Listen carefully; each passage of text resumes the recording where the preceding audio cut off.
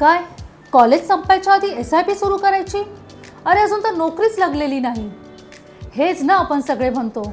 पण थांबा, अगदी याच वेळेला SIP सुरू करणं हीच खरी स्मार्ट मूव्ह आहे.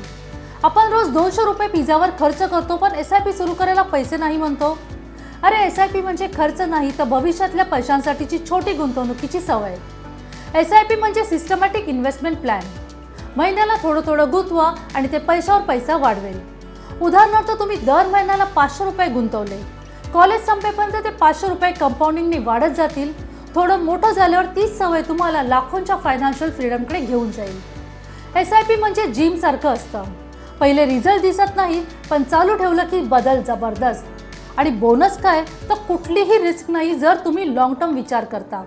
तर कॉलेज संपायच्या आधी SIP सुरू करा, कारण रिझ्युमे बरोबर फ्युचर पोर्टफोलिओही बिल्ड करायचा असतो. हा व्हिडिओ तुम्हाला कसा वाटला खाली कमेंट करा आणि आणखीन माहिती हवी असेल तर स्टॉक सखी या आपल्या YouTube चॅनलला नक्की सबस्क्राईब करा.